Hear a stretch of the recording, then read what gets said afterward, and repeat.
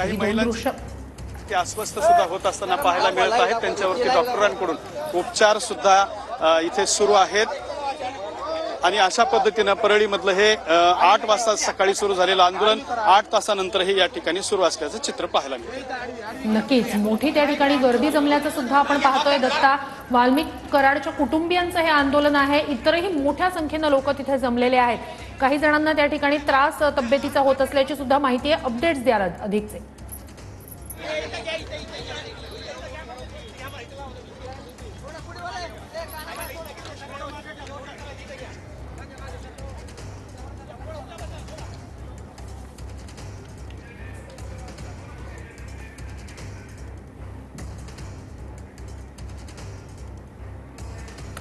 तर ही दृश्य आपण पाहतो आहोत। धनंजय देशमुख आता बसवराज तेली यांच्या भेटीसाठी पोहोचलेले आहेत। कालही त्यांची भेट झालेली होती। आपल्याला तपासाची माहिती दिली जात नाही असं देशमुख कुटुंबियांचं म्हणणं होतं। मात्र आता उद्या माहिती मिळण्याची शक्यता आहे असं देखील धनंजय देशमुख यांनी म्हटलं होतं आणि त्याच संदर्भात ही भेट असल्याचं कळतं। ही 3 दृश्य आपण सध्या पाहतो। एकीकडे कराडला घेऊन कराडवर आज मकोका दाखल झालेला आहे, हत्येचा गुन्हा दाखल झालेला आहे आणि कराडला घेऊन एसआयटी सध्या जेलकडे रवाना झालेली आहे। दुसरी दृश्य आहेत धनंजय देशमुख हे बसवराज तेली यांच्या भेटीसाठी दाखल झाले। तर तिसरी दृश्य आहेत वाल्मिकी कराडच्या कुटुंबियांचं ठिय्या आंदोलन अजूनही सुरूच आहे। वाल्मिकी कराड याचे समर्थक देखील चांगलेच आक्रमक झालेत।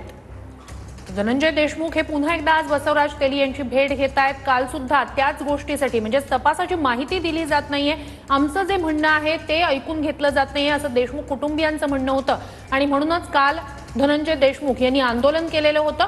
त्यानंतर बसवराज तेली आणि इतर काही महत्त्वाचे अधिकारी जे होते ते धनंजय देशमुख यांना भेटलेले होते।